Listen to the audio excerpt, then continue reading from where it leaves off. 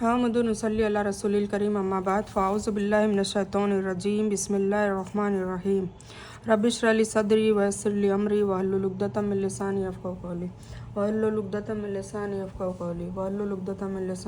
क़ौली अस्सलामु अलैकुम रहमतुल्लाहि व बरकातुहू। अल्हम्दुलिल्लाह हम पारा नंबर 25 और आयत सूरह नंबर 43 पर पहुंच गए हैं। सूरह ज़ुख़रुफ़ इसका नाम है। सूरह ज़ुख़रुफ़ जो है मक्का में नाजिल हुई और इसमें 99 आयतें और 7 रुकू है। ठीक है, तो हम शुरू करते हैं। अल्लाह के नाम से शुरू करता हूँ जो बड़ा मेहरबान निहायत रहम करने वाला है। हामीम वल किताबिल मुबीन। हामीम कसम है इस खुली किताब की। हमने इस कुरान को अरबी भाषा का कुरान बनाया ताकि तुम समझ लो, है ना, क्योंकि अरब लोगों के ऊपर नाजिल किया, अरबी रसूल के ऊपर नाजिल किया। हुजूर पाक सल्लल्लाहु अलैहि वसल्लम अरबी थे, अरब के रहवासी थे, तो उनके ऊपर नाजिल किया। तो अल्लाह ताला कह रहे हैं कि मैंने अरबी भाषा में इसलिए कुरान को उतारा, दूसरी भाषा में इसलिए नहीं उतारा ताकि तुम अच्छे से समझ लो। ठीक है, और बेशक यह महफूज किताब में है और हमारे नज़दीक ऊंचे दर्जे की है और हिकमत से भरी हुई है। ठीक है, इसमें कुरान की उस अजमत और फजीलत का बयान है जो उच्च लोक आलम बाला में उसे हासिल है, ताकि दुनिया वाले भी उसकी महानता और मर्यादा मतलब इज्जत को ध्यान में रखते हुए उसे अहमियत दे और उससे हिदायत का वह मकसद हासिल करे जिसके लिए उसे संसार में उतारा गया है। मूल ग्रंथ से मुराद लोहे महफूज में है ना, मतलब हिदायत के लिए उतारा गया है और असली मकसद कुरान का यही है कि हिदायत का रास्ता दिखाए, सीधा और सच्चा रास्ता दिखाए। और इसीलिए हम आज इस कुरान को का मुताला कर रहे हैं, इसको अपनी भाषा में समझ रहे हैं ताकि हमको भी अल्लाह ताला इस ऊंचे दर्जे की किताब से हिदायत दे। आमीन। क्या हम इस जिक्र को तुमसे इस आधार पर हटा ले कि तुम सीमा तोड़ने वाले लोग हो, है ना, मतलब अगर तुम जाहिल लोग हो और तुम इसकी बेअदबी कर रहे हो तो क्या हम इसको हटा लें? ऐसा नहीं हो सकता। ये क़यामत तक ज़िंदा मौजूजे वाली किताब रहेगी। और हमने पिछली जातियों में भी बहुत से नबी भेजे, है ना, और अल्लाह बार बार इसका तज़किरा कर रहे हैं कुरान पाक में कि हमने पिछले कौमों में भी बहुत सारे नबी और रसूल भेजे और किताबें भी भेजी, पर हर कौम ने इसको ठुकराया, हर नबी का मजाक उड़ाया, और जो नबी उनके पास आया उन्होंने उसका मजाक उड़ाया, तो हमने उनसे ज़्यादा बलवानों को बर्बाद कर डाला और अगलों की मिसाल गुजर चुकी है ना, मतलब पिछले लोगों की कहानियाँ बता रहा है अल्लाह ताला, और सब के अलग अलग गुनाहों की वजह से उनको अलग अलग अजाब में अल्लाह ताला ने हलाक कर दिया। तो वो मिसाल अल्लाह ताला दे चुका है ताकि हम भी इससे इबरत हासिल करें और हम भी आइंदा से अजाब से बचने के लिए वो गुनाहों से बचें। यानी मक्का वासियों से ज़्यादा बलवान थे कौन? कौम आद, कौम समूद, जो बहुत ज़्यादा ताकत में भी थे, क़ुव्वत में भी थे। उनकी हाइट 130 फीट की थी, जबकि हमारी तो 6 फीट भी नहीं है। तो इसीलिए जैसे दूसरी जगह भी फरमाया है कि वह तादाद और बल मतलब क़ुव्वत में कहीं उनसे ज़्यादा थे। ठीक है, अल मोमिन में भी ये बताया गया है। तो कुफ़ार मक्का से कहा जा रहा है कि पिछले कौमों में भी हमने नबी रसूल भेजे, उन्होंने उनका मजाक उड़ाया, हटदर्मी की, उनकी नहीं मानी और उनको जलील किया, तो फिर मैंने उनको अजाब में मुब्तला कर दिया। तो तुमसे तो वो कई ज़्यादा ताकत में भी थे, टैलेंट में भी थे, दौलत में भी थे, तो फिर तुम तो बहुत हकीर हो उनके सामने, तो फिर तुम्हारी क्या औकात है? तुम्हें भी मैं एक झटके में अजाब में मुब्तला कर दूंगा। ये अल्लाह ताला उनको डरा रहा है। और अगर आप उनसे पूछे कि आकाश और धरती को किसने पैदा किया, तो बेशक उनका जवाब होगा कि उन्हें सबसे ज़बरदस्त और सबसे ज़्यादा जानने वाले अल्लाह ही ने पैदा किया है। वही है जिसने तुम्हारे लिए धरती को फर्श मतलब बिछोना बना दिया और उसमें तुम्हारे लिए रास्ते बना दिए ताकि तुम रास्ते पा लिया करो। और उसी ने आकाश से एक अंदाजे से अनुसार वर्षा की, तो हमने उससे मुर्दा नगर को जिंदा कर दिया, उसी तरह तुम निकाले जाओगे। ठीक है, जैसे एक धरती को चीर फाड़ के जैसे एक पौधा फूट कर निकलता है, इसी तरह कब्रों में से हमारे को अल्लाह ताला जिंदा करेगा क़यामत के दिन। और जिसने सभी चीज़ें जोड़े जोड़े बनाए और तुम्हारी सवारी के लिए नौकाएं बनाई और चौपाए जानवर पैदा किए जिन पर तुम सवार होते हो। मतलब अल्लाह ताला का जितना शुक्र 24 घंटे शुक्र अदा करें तो कम है कि अल्लाह ताला ने हमें कितनी नेमतें दी है, ताकि तुम उनकी पीठ पर जमकर सवार हुआ करो। फिर अपने रब के दिए हुए उपहारों और नेमतों को याद करो जब उस पर ठीक ठाक बैठ जाओ और कहो कि पाक ताकत है उसकी जिसने उसे हमारे वश में कर दिया। हम पढ़ते हैं ना सफ़र की दुआ, सुबहान अल्लज़ी सखर लना हाजा वमा कुन्ना लहू मुकरिनीन। तो इसका मतलब क्या है कि कहो कि पाक ताकत है उसकी, सुबहान अल्लज़ी, वो पाक है, ताकत है उसकी जिसने उसे हमारे वश में कर दिया, मतलब सवारी को। यद्यपि हमें उसे वश में करने की ताकत नहीं थी। फिर और यकीनी रूप से हम अपने रब की तरफ लौट कर जाने वाले हैं, मतलब व इन्ना इला रब्बिना लमुनकलिबुन। ऐसा बिस्तर जिसमें ठहराव और सुकून हो, तुम इस पर चलते हो, खड़े होते हो, सोते हो, जहाँ चाहते हो चलते फिरते हो। उसने उसको पहाड़ों के जरिए साकिन कर दिया ताकि उसमें गति, हरकत और कंपन न हो। हर चीज़ को जोड़ा जोड़ा बनाया। नर मादा, वनस्पतियाँ, खेतियाँ, फल फूल और प्राणी, सब में नर मादा का अमल है। कुछ कहते हैं कि इससे मुराद एक दूसरे की मुखालिफ चीज़ें हैं, जैसे उजाला और अंधेरा, रोग और सेहत, इंसाफ और जुल्म, भलाई और बुराई, ईमान और कुफ्र, नरमी और सख्ती वगैरह। कुछ कहते हैं कि जोड़ा किस्म के मायने में, यानी सभी किस्मों का बनाने वाला अल्लाह है। नबी सल्लल्लाहु अलैहि वसल्लम जब सवारी पर सवार होते तो 3 बार अल्लाहु अकबर, अल्लाहु अकबर, अल्लाहु अकबर कहते और सुबहान अल्लज़ी से लमुन कलीबुन तक आयत पढ़ते। इसके सिवाय भलाई और कामयाबी के लिए दुआ करते, जो दुआओं की किताबों में देख ली जाए। यह है सही मुस्लिम की हदीस। और उन्होंने अल्लाह के कुछ बंदों को उसका हिस्सा बना दिया। बेशक इंसान वाजे तौर से नाशुक्र है ना। हम नाशुक्री करते हैं ना। एक तो सबसे बड़ा शुक्र अदा करने की ज़रूरत है कि हमें हर मखलूक में से, जानवर, कीड़े मकोड़े, चरिंदे परिंदे और जिन्नात, फरिश्ते, सब में से अशरफुल मखलूक़ात मतलब इंसान में से बनाया। पहला शुक्रिया तो यही है। दूसरा, फिर हमें सबसे बेहतरीन उम्मत, सबसे बेहतरीन अव्वल और सबसे जो सरदार नबियों के सरदार है हुजूर पाक सल्लल्लाहु अलैहि वसल्लम की उम्मत में से पैदा किया, तो ये भी हमारा बहुत बड़ा दूसरा एहसान है। तीसरा ये कि हमें ठीक ठाक पैदा कर दिया, सुंदर भी पैदा किया, और अल्लाह ताला ने उसके अलावा भी दौलत, नेमत और नेक औलाद और अच्छा शौहर, अच्छे ख़ानदान, अच्छे माँ बाप, अच्छे परिवार वाले, अच्छे ससुराल, अच्छा पियर, अच्छा ददियाल, अच्छा ननियाल, तो ये सब चीज़ें क्या है, ये सब बेहतरीन रिस्क है। तो ये रिस्क भी हमें दिया। इसके अलावा हमें हैंडीकैप पैदा नहीं किया, हमें सही सलामत पैदा किया। 2 हाथ, 2 पैर, 2 कान, 2 आँखें, मतलब सब सही सलामत दी, जिसका हमें भरपूर फ़ायदा उठा के हम उसका मतलब उस नेमत का हमें वो भी शुक्रिया हम अदा करना चाहिए। तो हमें कहने का मतलब है कि नेमतें भरी पड़ी है पर हम गौर नहीं करते और हम बेशक नाशुक्रों में से है। तो अल्लाह ताला बार बार इसकी तनकीद कर रहे हैं कि भाई तुम नाशुक्र हो, तुम कम से कम मेरा शुक्रिया तो अदा करो कि मैंने तुम्हें कितना नवाजा, कितनी नेमतें दी है। इसके अलावा अल्लाह ताला ने हमें धूप के लिए सूरज, चाँद और सितारे और पेड़ पौधे, पहाड़, नदियाँ और समुंदर और समुंदर के जानवर, चौपाए, ज़मीन के जानवर, ये सब सहूलियतें दी है। तो ये भी हमारे लिए, हमारे रोज़ी रोज़गार में, हमारी ज़िंदगी गुजारने के कई चीज़ें जो आराइशें हैं, तो वो सब भी हमें इसके अलावा दी है। तो हमें तो शुक्र अदा करते करते थक जाना चाहिए। 2400 घंटे हमें शुक्र अदा करना चाहिए। पर इंतहा तो ये होती है कि हम उसको घमंड में ले लेते हैं और हम सोचते हैं कि ये जो हमें मिला है वो तो हमें मिलना ही था। सूरह काफ में हमने पढ़ा था ना, वो एक आदमी क्या कह रहा था कि ये तो मेरे टैलेंट की वजह से मिला है और आखिरत में भी मुझे अच्छा ही मिलेगा। तो ऐसा हमें नहीं सोचना चाहिए। अगर हमें अल्लाह ताला ने नेमत दी है तो अल्लाह ताला का शुक्र अदा करें और उस नेमत में से लोगों को, मखलूक को भी देना सीखें, ताकि अल्लाह ताला हमें और इजाफ़ा करे, हमारी नेमतों में और बढ़ाए, है ना। और शुक्र अदा करते रहें, सब्र करते रहें, मगफिरत मांगते रहें। तो ये रिस्क की बढ़ोतरी के कुछ पैंतरे हैं, कुछ हिंट है जो अल्लाह ताला उससे राज़ी होता है और अल्लाह ताला फिर रिस्क में और बढ़ोतरी करता है। कुछ लोग पूछते हैं कि भाई रोज़ी बढ़ाने के लिए क्या करें। तो रोज़ी बढ़ाने के लिए यही है कि हुजूर पाक से हमने फरमाया है कि 4 काम कर लो, आप रोज़ी बढ़ जाएगी इंशाल्लाह। तो सबसे पहला काम ये है कि हर नेमत पे शुक्र अदा करें। हम शुक्र नाशुक्रे होते हैं तो फिर अल्लाह ताला वो देना छोड़ देता है ना। तो सबसे पहले तो अल्लाह ताला का शुक्र अदा करें, बात बात पे शुक्र अदा करें, छोटी छोटी बात पे शुक्र अदा करें। अगर हमें खाना अच्छा मिल गया, बेहतरीन खाना मिल गया, दस्तरखान अच्छा मिला है, तो हमें शुक्र अदा करना चाहिए कि या अल्लाह ताला आज तूने बेहतरीन खाना दिया है। क्या पता मेरे पड़ोस में या कहीं और जगह ऐसा खाना उनको ना मिला हो पर मुझे मिला है, तो ये भी एक शुक्रिया अदा करने का तरीका है।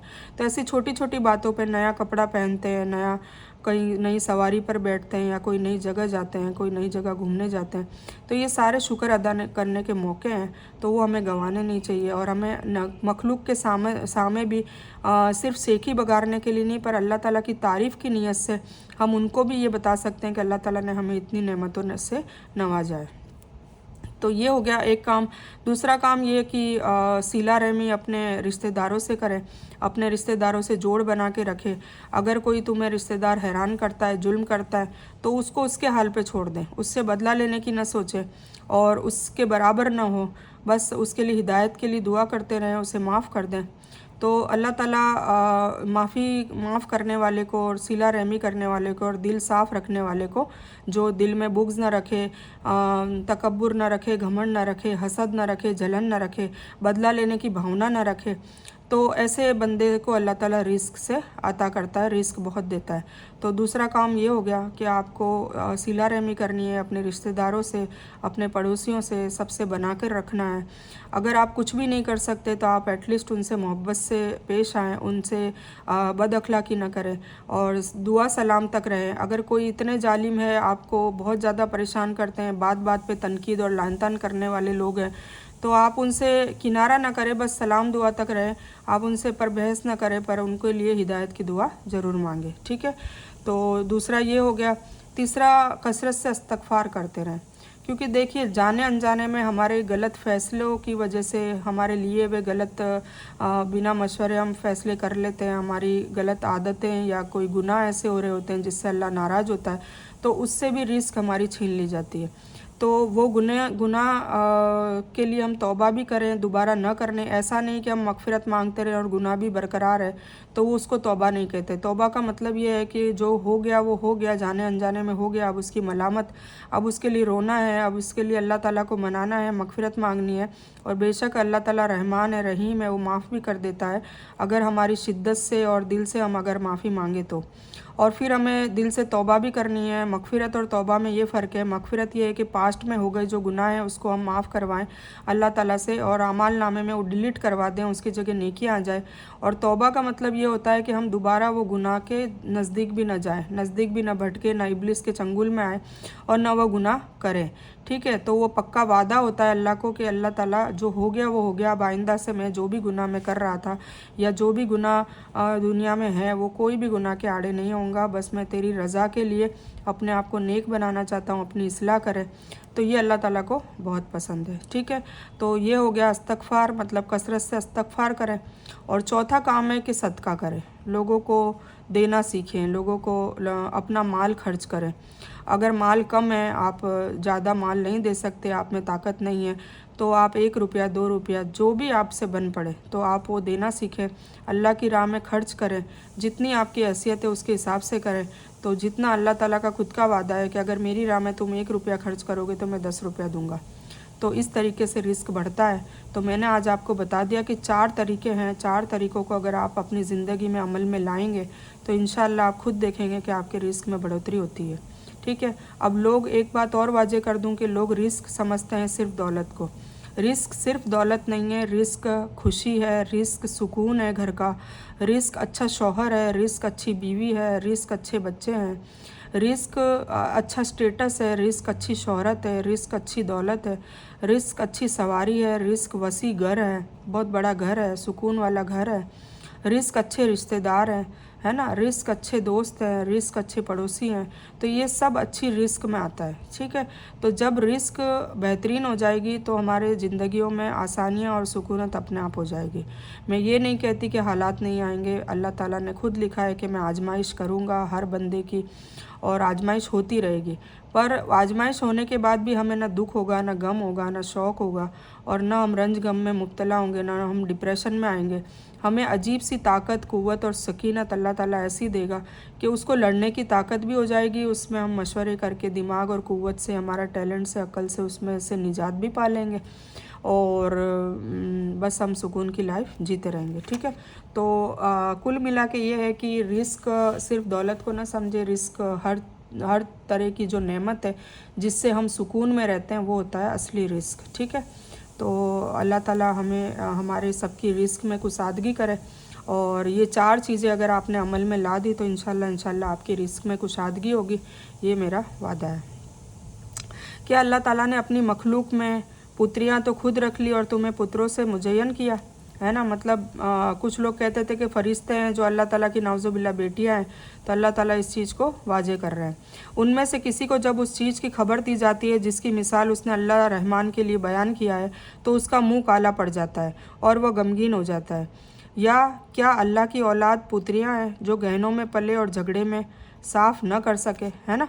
तो ये हो ही नहीं सकता, और उन्हें रहमान की इबादत करने वाले फ़रिश्तों को औरत बना दिया, है ना, नाउज़ुबिल्लाह। कुफ़ार मक्का क्या कहते थे कि जो फ़रिश्ते हैं वो औरत है, मतलब अल्लाह ताला की नाउज़ुबिल्ला बेटियां हैं, तो क्या उनकी पैदाइश के समय वे मौजूद थे जो उन्हें पता है? अल्लाह ताला ऐसे तनकीद कर रहे हैं। उनकी यह गवाही लिख ली जाएगी, मतलब बही खाता लिख लिया जाएगा और फिर वहाँ मैदान हशर में इस चीज़ के लिए उनसे पूछताछ होगी, इंक्वायरी होगी कि तुमने ये जो कहा है कि भाई फरिश्ते अल्लाह ताला की बेटियां हैं, तो अब इसका तुम दलील बताओ कि तुमने ये किस चीज़ कहाँ से ये पढ़ लिया और कहाँ से तुमने ये वाजे कर लिया। और कहते हैं कि अल्लाह ताला चाहता तो हम उनकी इबादत न करते, उन्हें ऐसा कुछ इल्म नहीं, यह तो केवल अटकल वाली झूठी बातें कहते हैं। औरतों के दो गुण होते हैं, दो सिफतों का बयान यहाँ खास तौर से किया गया है। एक तो उनका पालन पोषण गहनों और जीनत में होता है, मतलब वो श्रृंगार और उसी में रहती है, और शऊर की आंखें खुलते ही उनका ध्यान शोभा, जीनत और खूबसूरती की चीज़ों की तरफ माइल हो जाता है।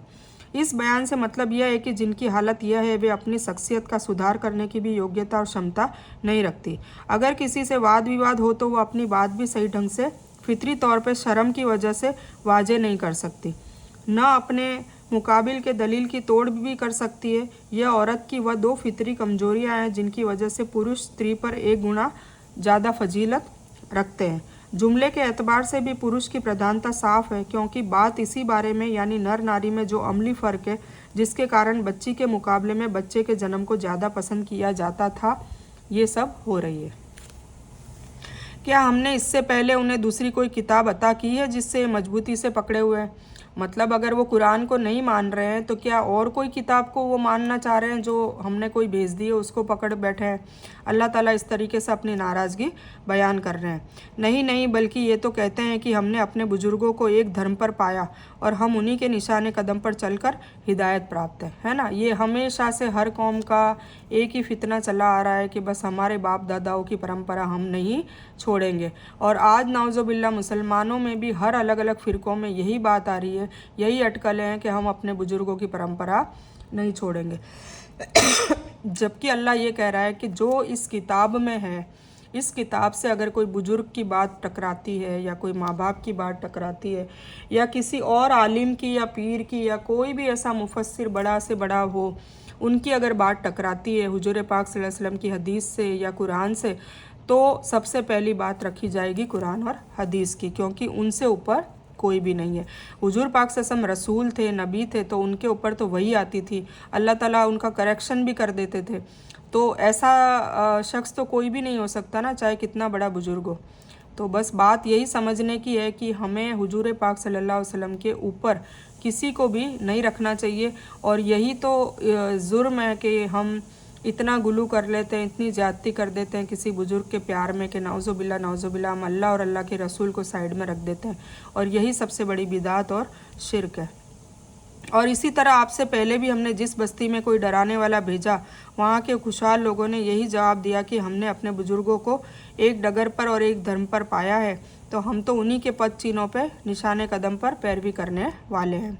नबी ने कहा भी कि अगरचे मैं उससे बेहतर मकसद तक पहुंचाने वाला रास्ता लेकर आया हूं जिस पर तुमने अपने पूर्वजों को पाया, तो उन्होंने जवाब दिया कि हम उसे नहीं मानने वाले हैं जिसे देकर तुम्हें भेजा गया है ना। नाउज़ुबिल्लाह, मतलब रसूल की बात को नहीं मानना, रसूल की किताब को नहीं मानना, यानी अपने बुजुर्गों की पैरवी में इतने पक्के थे कि पैगंबर की वजाहत और दलील भी उन्हें फेर नहीं सकी। यह आयत अंधी पैरवी के खंडन और उसकी निंदा पर बहुत बड़ा सबूत है। तो हमने उनसे इंतकाम लिया, फिर क्या हुआ? अल्लाह ताला ने इंतकाम लिया, और देख लें जुटलाने वालों का क्या नतीजा हुआ। और इस चीज़ से हमें भी इबरत हासिल करनी चाहिए कि हमें कहीं ना कहीं अगर कोई बुज़ुर्ग का कोई ऐसा कोई हम दीन अपना रहे हैं जो बिदात है, जो अल्लाह ताला के ख़िलाफ़, कानून के ख़िलाफ़ जा रही है, जो हुजूर पाक सल्लल्लाहु अलैहि वसल्लम की बताई हुई हदीस और उनकी बातों के, उनकी सुन्नत के ख़िलाफ़ जा रही है, तो मुझे उससे हमें तौबा करनी चाहिए, बहुत जल्द पलट के आना चाहिए और हमें इस कुरान के हिसाब से चलना चाहिए, ठीक है। वरना हमारा भी हाल ऐसा ही होगा, दुनिया में नहीं होगा तो मैदान अशूर में ज़रूर हमारी इस बात पे पकड़ होगी। अल्लाह ताला हमको ऐसी बिदात और रस्म व रिवाज से बचाए रखे, आमीन। और जबकि इब्राहिम अलैहिस्सलाम ने अपने पिता से और अपनी कौम से कहा कि मैं इन बातों से अलग हूँ जिनकी तुम इबादत करते हो, सिवाय उस ताकत के जिसने मुझे पैदा किया है, और वही मेरी हिदायत भी करेगा। यानी जिसने मुझे पैदा किया है वो अपने धर्म की समझ भी मुझे देगा और उस पर कायम भी रखेगा, मैं सिर्फ उसी की इबादत करूँगा। और इब्राहिम अलैहिस्सलाम उसी को अपनी औलाद में भी बाकी रहने वाली बात कायम कर गए ताकि लोग शिर्क से बचते रहे।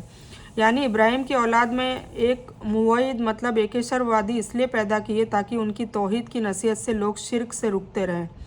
लअल्लहुम में ज़मीर मक्का वासियों की तरफ फिरता है, यानी शायद मक्का वासी इस धर्म की तरफ लौट आएँ जो हज़रत इब्राहीम अलैहिस्सलाम का दीन था, जो खालिस तौहीद पर मबनी था और न कि शिर्क पर, है ना।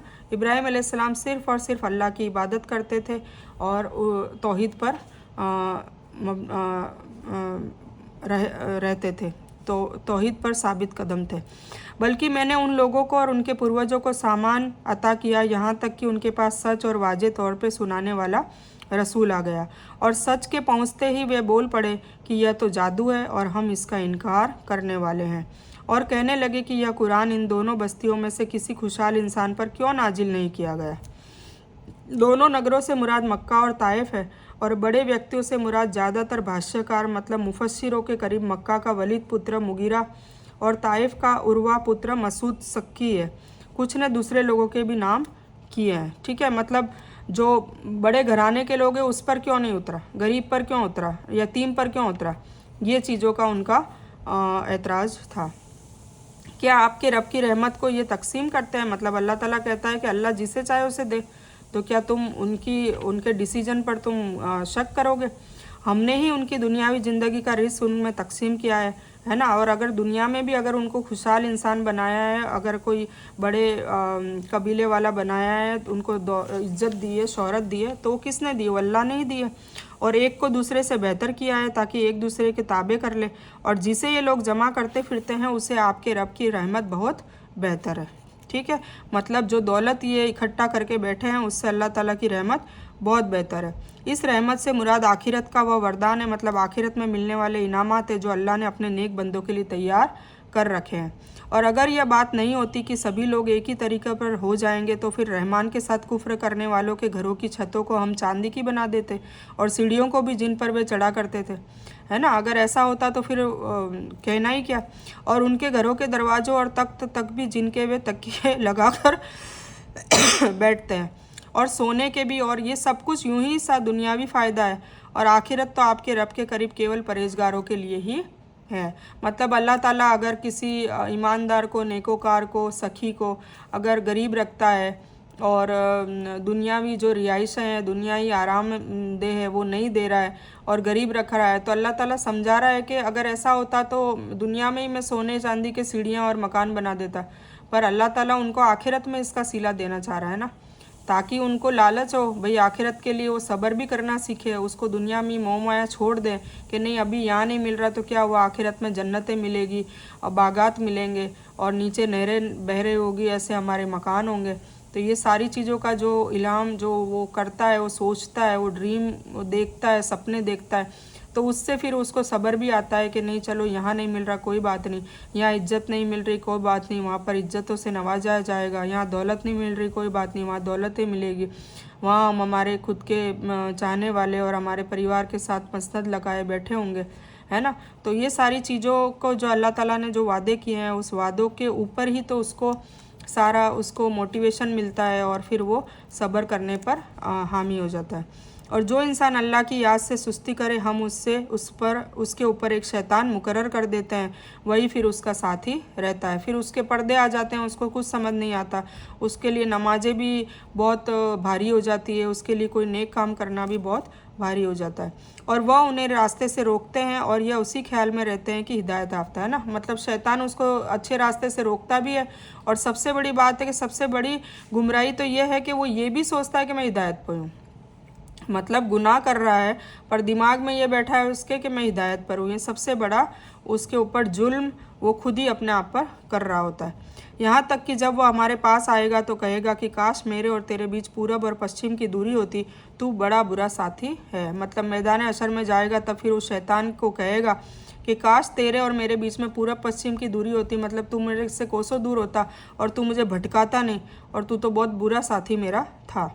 और जबकि तुम जालिम साबित हो चुके, तो तुम्हें आज कभी भी तुम सबके अजाब में शरीक होना कोई फ़ायदेमंद न होगा। तो क्या तू बहरे को सुना सकता है या अंधे को रास्ता दिखा सकता है, उसे जो खुली गुमराही में है ना। कई ऐसे लोग होते हैं जिनको कई बार हम सलाह दे दें, नसीहत दे दें, पर उनको हिदायत नहीं मिलती। क्यों नहीं मिलती? क्योंकि उनके दिल काले हो रखे होते हैं, उनके पीछे शैतान होता है। सबसे बड़ी ऐसा नहीं है कि अल्लाह नाउज़ुबिल्लाह कोई गुमराह नहीं करता, अल्लाह ताला दिलों के हाल देखता है।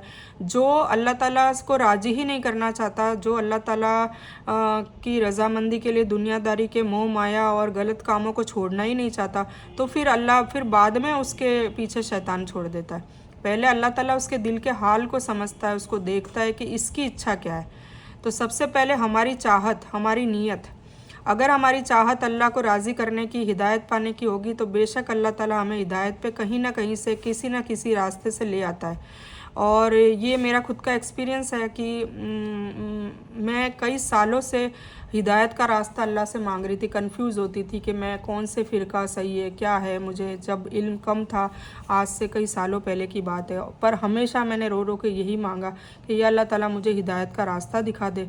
फिर अल्लाह ताला ने जैसे तैसे कुरान के ऊपर लाए, और कुरान से फिर पता चला कि नहीं, ये एक वाहिद किताब है जो हिदायत का रास्ता दिखाती है, तो इसी पे हमें चलना है। फिर धीरे धीरे पता चला कि हुजूर पाक सल्लल्लाहु अलैहि वसल्लम की हदीस और सुन्नतों पे चलना है, और ये इसी चीज़ों से ईमान, साले अमल और पक्का ईमान, साले अमल और हक़ की बात और सब्र की बात, इन चारों चीज़ों से ही हमें जन्नत मिलेगी। तो ये सारी चीज़ें धीरे धीरे पता चली है। तो इंशाल्लाह आप लोग आए हैं तो आप लोग अपने आप को खुशनसीब समझे कि आप कुरान की तरफ मुतवज्जे हुए हैं। कुरान को जब तक नहीं समझेंगे, जब तक इसका किरदार जो है, इसका जो हर एक एक आयत है वो अपनी ज़िंदगी में नहीं उतारेंगे, अपने अमलों में नहीं लाएंगे, तब तक हमें हिदायत नहीं मिल सकती, है ना। तो अल्लाह ताला से बस रो रो के दुआ मांगे कि अल्लाह ताला हमें हिदायत दे दे। और हिदायत ऐसी चीज़ है कि एक ऐसी वाहिद दुआ है जो अल्लाह ताला नाकबूल नहीं करता। हिदायत अगर किसी ने शिद्दत से मांगी है तो अल्लाह ताला उसको ज़रूर देता है। बस फ़र्क इतना है कि हिदायत परमानेंट एक बार मिल गई तो मरते दम तक हिदायत रहेगी, ये नहीं है। उसके मरहले हैं, वो कभी ऊपर होती है, कभी नीचे होती है, कभी बिल्कुल ज़िंदगी में से निकल जाती है, गुमराही पे भी आ जाता है बंदा। तो ये हमें कंटिन्यूसली प्रोसेस करने की ज़रूरत है, कंटिन्यूसली हिदायत मांगने की भी ज़रूरत है, और कंटिन्यूसली हमें कुरान से टच में रहने की, उसको पकड़ के रहने की ज़रूरत है। ऐसा नहीं कि हम एक बार कुरान पढ़ लेंगे और हम हमेशा के लिए हिदायत पे आ गए, ऐसा नहीं होता। हिदायत रोज़ाना की है, हिदायत हर मरहले की है, हिदायत हर नमाज के वक्त की है। तो हिदायत सच्ची और पक्की करने के लिए हमें कंटिन्यूसली उससे जद्दोजहद करनी पड़ेगी, मरते दम तक करनी पड़ेगी, मरते दम तक गुनाहों से बचे रहना पड़ेगा, मरते दम तक दुआ मांगनी पड़ेगी, मरते दम तक अल्लाह की किताब से बिल्कुल उसके साथ लगे रहना पड़ेगा, उससे सीखना पड़ेगा, उससे अमल में लाना पड़ेगा, है ना। तो तभी वो हिदायत सच्ची और पक्की और मरते दम तक रहेगी। तो ऐसा नहीं है कि एक बार हिदायत मिल गई तो हम फ्री हो गए और फिर हम जो चाहे करें। उसको हमें कंटिन्यूसली, हमें वर्कशॉप की तरह, वर्कआउट की तरह हमें करते रहना होगा। जैसे कि हम खाना खाते हैं 2 वक्त का, तो हम ऐसा तो है नहीं कि एक बार खा लिया और ज़िंदगी भर खाना नहीं पड़ेगा। हमें रोज़ाना खाने की ज़रूरत है, हमें रोज़ाना पानी पीने की ज़रूरत है, हमें रोज़ाना कसरत करने की ज़रूरत है। तो जो चीज़ रोज़ाना हमें ज़रूरत है, वैसे ही हिदायत की हमें रोज़ाना ज़रूरत है। रोज़ाना हिदायत की दुआ की भी ज़रूरत है और रोज़ाना उसके लिए कोशिश की भी ज़रूरत है। ठीक है। तो जो वही आपकी तरफ की गई उसे मजबूती से थामे रहें, बेशक आप सीधे रास्ते पर है ना। बता दिया ना कि मतलब यहाँ पर आई थी ना मैं। फिर अगर हम तुझे यहाँ से ले भी जाएं तो भी हम उनसे बदला लेने वाले हैं, या जो कुछ उनसे वादा किया है वह तुझे दिखा दे, हम उन पर भी कुदरत रखते हैं। तो जो वही आपकी तरफ की गई है, मतलब कुरान पाक आपकी तरफ दे रखा है, उसे आप मजबूती से थामे रहें, मतलब कुरान को मजबूती से थामे रहें, बेशक आप सीधे रास्ते पर हैं। आ गया ना। कुरान पाक अगर आपने पकड़ रखा है, उस पर चल रहे हैं, अमल कर रहे हैं, तो बेशक आप सीधे रास्ते पर हैं। और बेशक यह खुद आपके लिए और आपकी जाति के लिए नसीहत है, और करीब मुस्तकबिल में तुम लोग पूछे जाओगे। और हमारे उन नबियों से मालूम करो जिन्हें हमने आपसे पहले भेजा था, क्या हमने रहमान के सिवाय दूसरे माबूद मुकर्रर किए थे जिनकी इबादत की जाए, है ना। तो पैगंबरों से यह सवाल या तो इसरा या मेराज के मौके पर बैतुल मुक़द्दस में हुआ या आसमान पर किया गया, जहां अंबिया से नबी सल्लल्लाहु अलैहि वसल्लम की मुलाकात हुई। और यह इत्तबा का शब्द छिपा है उनके पैरोकारों में। अहले किताब यहूदियों और ईसाइयों से पूछो, क्योंकि वे उनकी शिक्षाओं तालीमात से वाकिफ़ है और उनके ऊपर नाजिल किताब उनके पास मौजूद है ना। तो मतलब यहूदी और नसारा का भी जिक्र आ रहा है। और बेशक यह खुद आपके लिए और आपकी जाति के लिए नसीहत है। और हमने मूसा अलैहिस्सलाम को अपनी निशानियाँ देकर फ़िरौन और उसके दरबारियों के पास भेजा, तो मूसा ने जाकर कहा कि मैं सारे जहाँ के रब का रसूल हूँ अलैहिस्सलाम। तो जब वह हमारी निशानियां लेकर उनके पास आए तो वे अचानक उन पर हंसने लगे, और हमने जो निशानी उनको दिखाते थे वे दूसरे से बड़ी चढ़ी होती थी, और हमने उन्हें अजाब में पकड़ा ताकि वे रुक जाएं।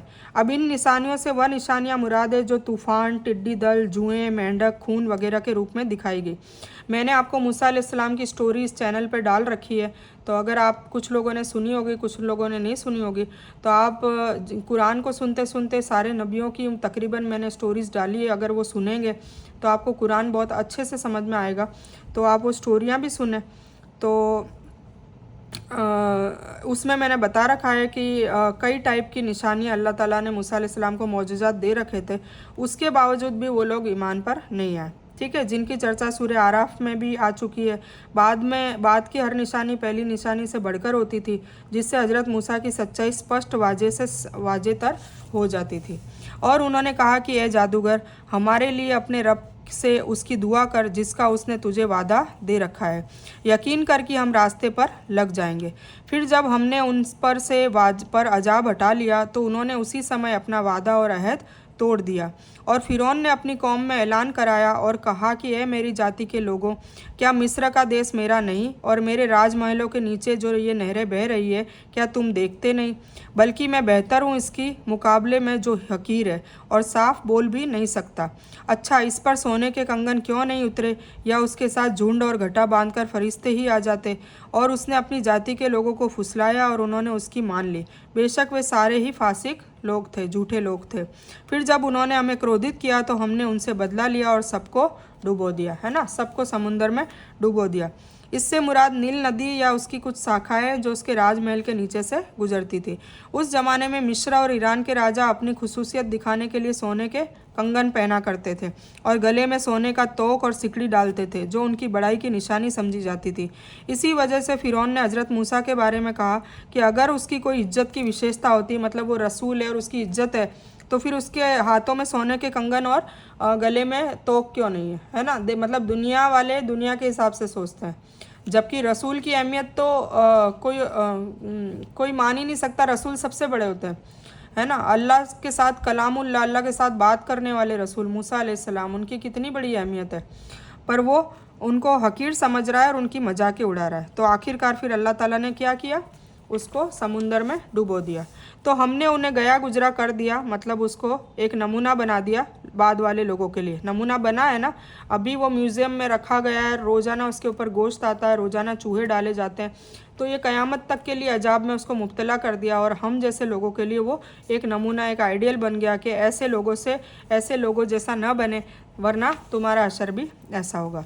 और जब मरियम के बेटे की मिसाल बयान की गई तो उससे तेरी कौम खुशी से पुकार उठी, और उन्होंने कहा कि हमारे माबूद अच्छे हैं या वह। तो उससे उनका यह कहना सिर्फ झगड़े के मकसद से है, बल्कि यह लोग है ही झगड़ालू।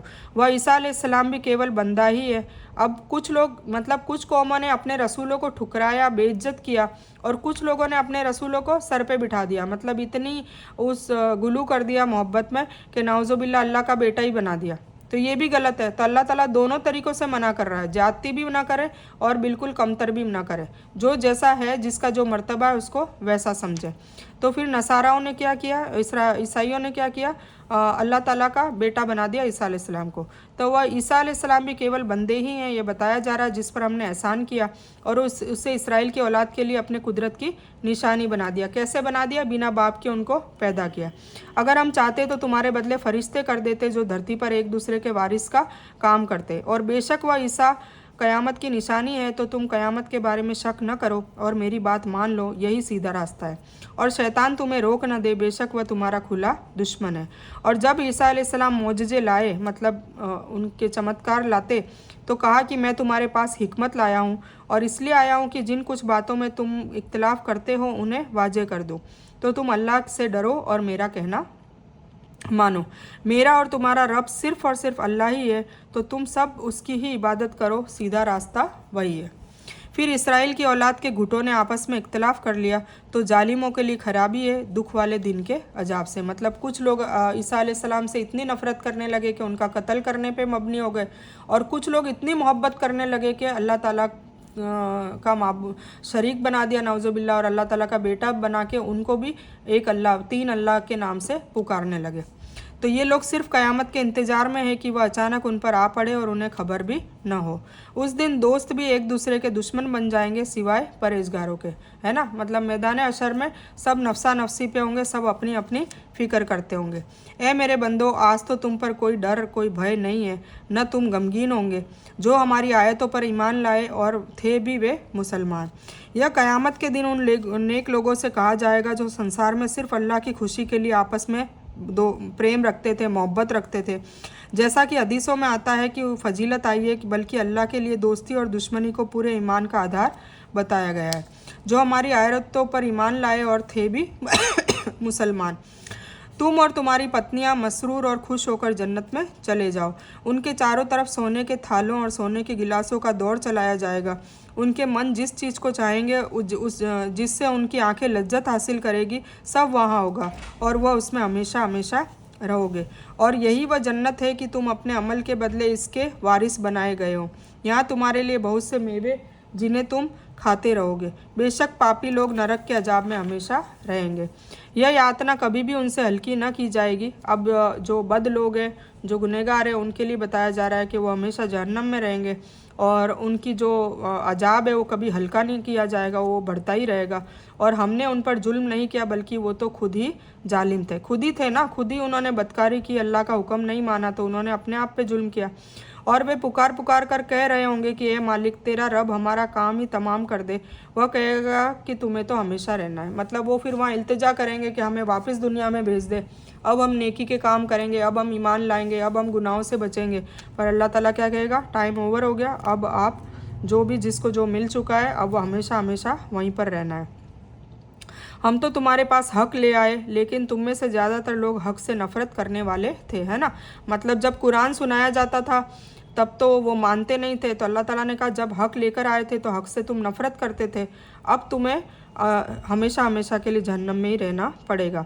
क्या उन्होंने किसी काम का मजबूत इरादा कर लिया है? तो यकीन करो कि हम भी मजबूत काम करने वाले हैं। क्या उनका यह इरादा है कि हम उनकी छिपी बातों को और उनकी कानाफूसी को नहीं सुनते? अल्लाह तो बेशक सारी चीज़ें सुन रहा है। तो बेशक हम बराबर सुन रहे हैं, बल्कि हमारे भेजे हुए उनके पास ही लिख रहे हैं। मतलब फरिश्ते उनके चारों तरफ उनका लेखा जोखा लिख रहे हैं। आप कह दीजिए कि अगर मान लिया जाए कि रहमान की औलाद हो तो मैं सबसे पहले इबादत करने वाला होता, है ना। अगर तुम कहते हो कि भाई रहमान की औलाद, रहमान के बंदे, तो सबसे पहले इबादत करने वाले होते। आकाशों और धरती और अर्श का रब जो कुछ ये कहते हैं उससे बहुत पाक है।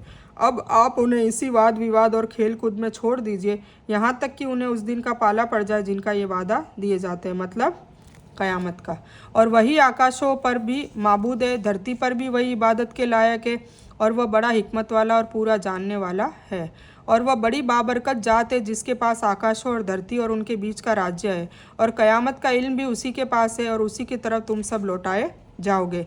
यह नहीं कि आकाश का पूज्य कोई और है, धरती का कोई और है, बल्कि इन दोनों का बनाने वाला एक ही है, पूज्य भी एक ही है, इबादत करने के लायक भी एक ही है। और वही है सच्चा माबूद आकाशों में भी और धरती में भी। वह तुम्हारी छिपी और जाहिर हालतों को भी जानता है, और तुम जो कुछ भी अमल करते हो उसको सब कुछ पता है।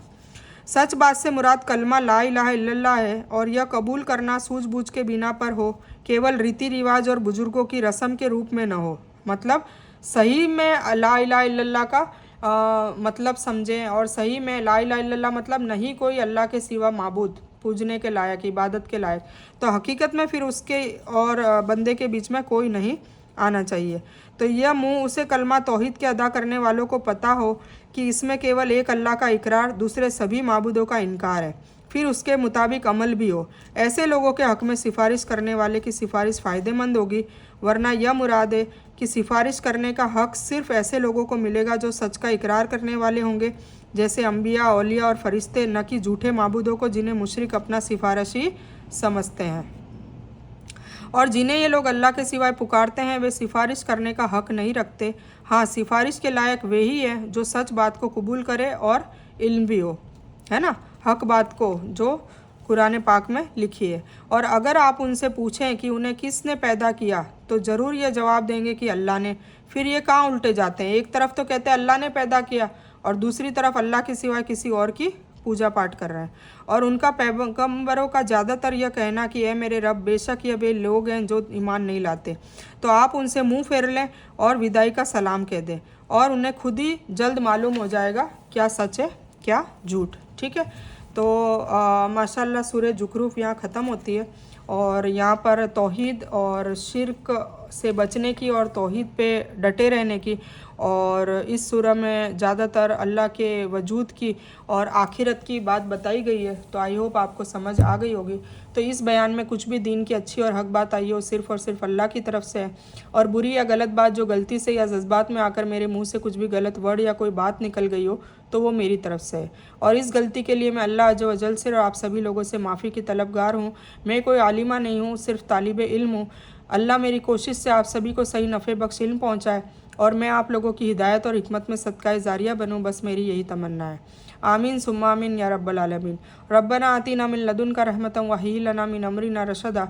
अल्लाहुम्मा सल्लि अला मुहम्मद व अला आलि मुहम्मद कमा सल्लैता अला इब्राहीम व अला आलि इब्राहीम इन्नका हमीदुम मजीद। अल्लाहुम्मा बारिक अला मुहम्मद व अला आलि मुहम्मद कमा बारकता अला इब्राहीम व अला आलि इब्राहीम इन्नका हमीदुम मजीद। व आखिरु दावाना अनिल हम्दुलिल्लाहि रब्बिल आलमीन।